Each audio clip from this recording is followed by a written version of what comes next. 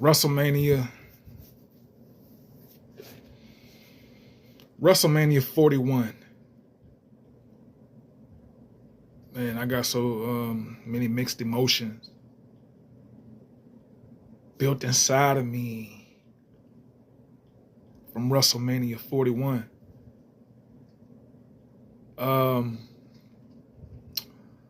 First, if we're gonna start off with something, let's start off with Saturday night. The highlights, what I will speak on. First and foremost, congratulations to Jacob Fatu. Well deserved. Even though the U.S. Championship is the pit stop for him to get the move to the next level, getting the World Heavyweight Championship, because Jacob Fatu is World Heavyweight Championship status. So let me just say that. Shout out to the boy Jacob Fatu.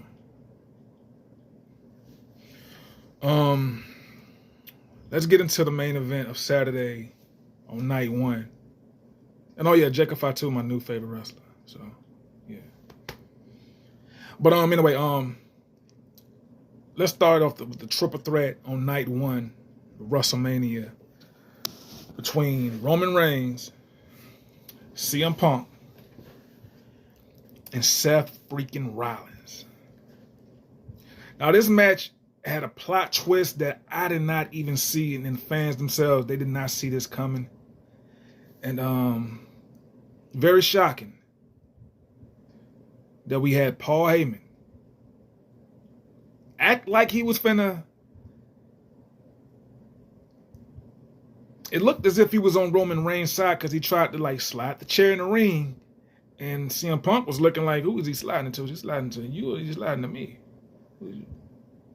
So it's like, once he low blowed, pause, CM Punk, he gave the chair to Roman Reigns. And I was like, maybe he is in a prick of a snake after all. Maybe he was really with the tribal treat this whole time. See? That's what I was thinking. And then when I seen Seth Rollins, he was near the ropes, back was turned towards Roman and Paul Heyman. And Paul Heyman, once I started seeing Paul Heyman walk behind Roman Reigns, I said, this snake, this prick fuck. I was like, I already knew that he was finna team up. And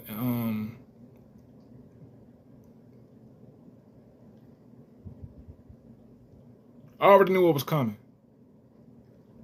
I already knew that he was finna, do the Roman Reigns, what he just did to CM Punk. Hit him with the low blow. But when he low blowed Roman Reigns, it looked as if his forearm was kind of like, hinging in afterwards. It was like, it wasn't just like a low blow like that. It was like, I seen his arm move like that, like it was some sort of type of extra, hate with it.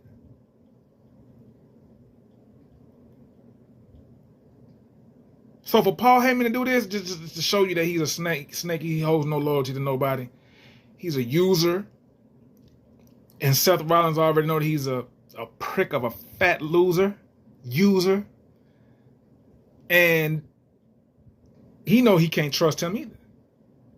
So that's why when Seth Rollins won the match because of Paul Heyman screwing over Roman Reigns, and of course CM Punk, Seth Rollins then hugged Paul Heyman. Like, I'm using you too, just like I know you trying to use me. If you did this to your tribal chief and your longtime friend CM Punk, you know I ain't gonna trust you. So that upset me because I wanted Roman Reigns to win the match. But it made for great entertainment. An extra storyline building from this point. Where does Seth Rollins and Paul Heyman go from this point? Where does Roman Reigns go from this point? How would this story continue to be, continue to build? Right? So, after that, we head off into night two. Night two, it didn't start off so good. Night 2 gave me a little stomach ache. Because Bianca Belair, the greatest of all time, the EST, came up short. EO won. Shout out to EO. I can't hate on EO, but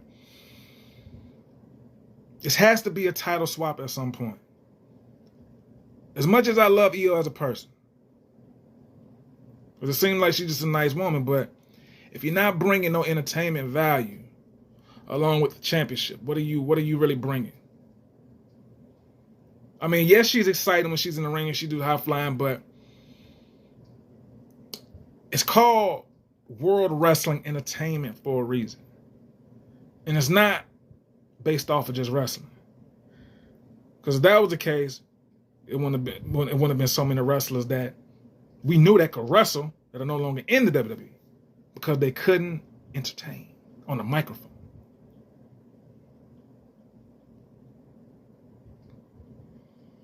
I mean, Ryback, one of them. You know, we have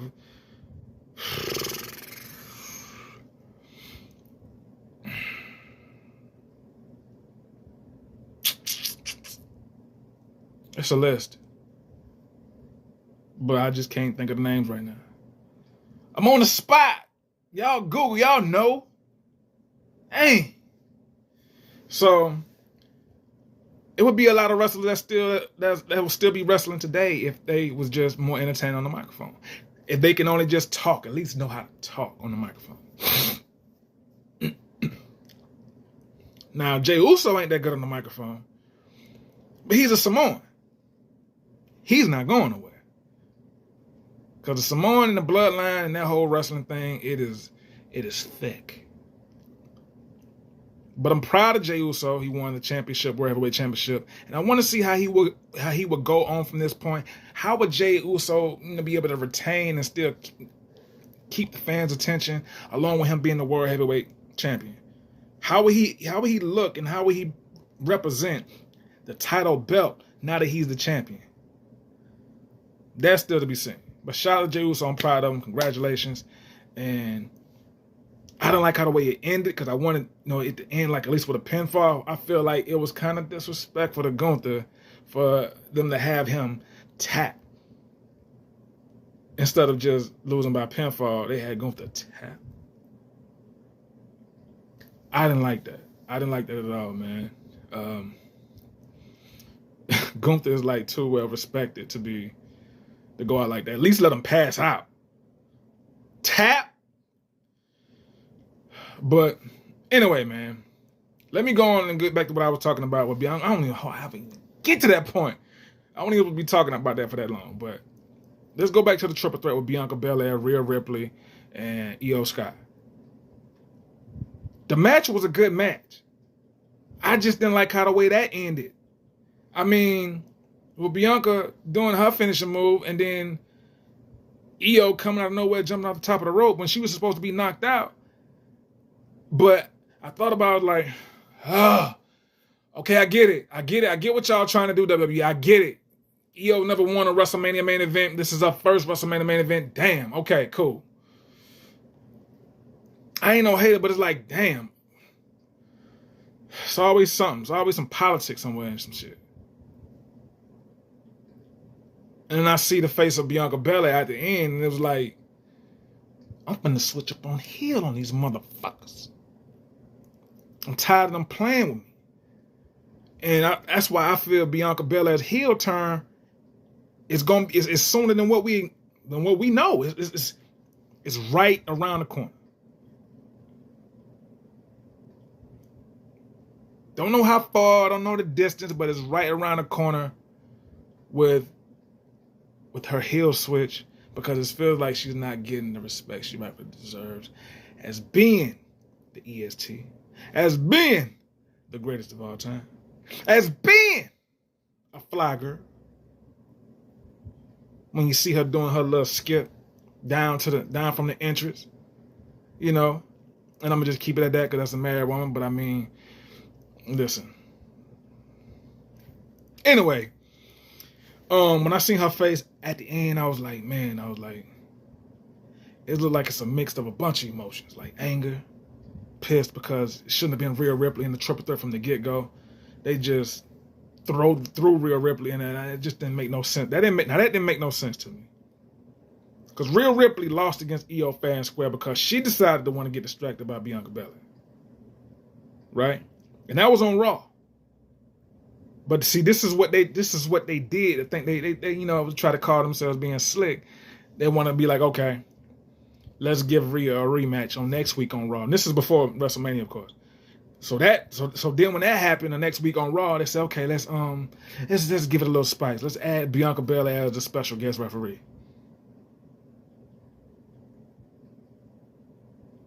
Now, who didn't know from a mile away that they weren't going to set it up to be a triple threat, because they knew that by Bianca Belair being the special referee, it was going to be some drama because Rhea Ripley going to end up letting her emotions get to her again, and she's going to end up starting to start some mess with Bianca. And one thing led to another, and Bianca called the match off, and it ended up being, DQ, and Io ended up winning that. So then they decided to make it a triple threat.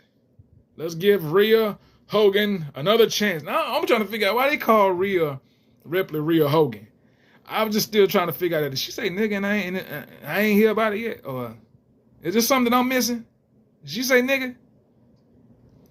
I don't know, but anyway, Rhea Ripley and he got added to the match at WrestleMania 41, and it being a triple threat match. I was like, okay, cool. Y'all can get beat, can go and whoop both of them. Shut everybody up. And next thing you know, here we go. That didn't pan out to be what it is. The two of the faces of the WWE lost at WrestleMania, and I was extremely disappointed. Roman Reigns and Bianca Belair. So, and I'm pissed at Jada Parker. Then, Jada Parker, she is a star on the rise, man. Like, that girl got it. Like, she got it from her head down to her toes. Like, she got it. She got it. She got it. Ooh. Like, Jada Parker got it. You know what I'm saying? So, they need to give her fair shake, and it's time for her to get a belt, too, over that at NXT. But, yeah, man, it's yet to be seen what's gonna happen, man. But I guess we gotta just, stay locked in and see what's gonna be happening next for WrestleMania Backlash, because that's the next pay-per-view behind WrestleMania Backlash. So we just gonna see what they're gonna have cooking in the midst of all this, because Bianca Belair situation, with her and Rhea Ripley, I'm hearing there's gonna be an ongoing feud between those two, and then you gotta think about what's going to happen with Naomi and Jade. Shout out to Jade Cargill. Her and Naomi match was lit. And we just going to have to see how that go. And last but not least, man, on night 2 of the main event, John Cena and Cody Rhodes. Man. That match right there, I was extremely happy about. I was extremely happy about that match because they wasn't kind of screwing over John Cena with the whole Elimination Chamber. They screwed him over at the Royal Rumble because they had Jey Uso winning. Screwed him over at the Elimination Chamber because CM Punk ended up winning. And so I said, something got to give. Something got to go in his favor. So, WrestleMania, Travis Parker, boy. Travis Porter. God, dog. What's that boy last name? Travis Scott. Too big a day. Travis's boy. Travis Scott came out. And then, he came up to the ringside, distracted Cody. John Cena had the belt. Cody turned around just in time before John Cena hit him with the belt. Cody took the belt from John Cena, and he was kind of hesitant on whether he wanted to hit John Cena because he didn't want to be the bad guy. So then Travis Scott, I have to mess up his name again, had got Cody Rhodes' attention again. Cody Rhodes turned around and John Cena low blowed him. It was like a low blowing, like pay-per-view event special or whatever. Like low blows from night 1 and then leading on to night 2. Like, damn. But He ended up low blowing on Cody Rhodes with his Cody Rhodes back turn.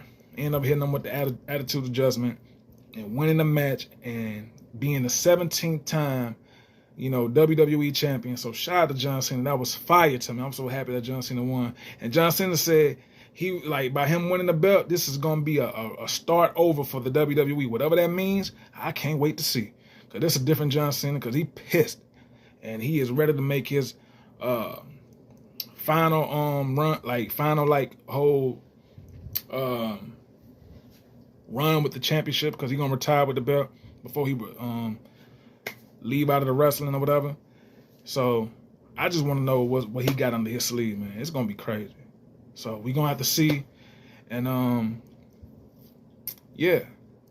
But other than that, Sensei Reality Show. Y'all like, subscribe to the video. WrestleMania 41, night 1, night 2 was crazy. I'll let y'all on the rebound tip. Y'all know what it is. One love. Peace.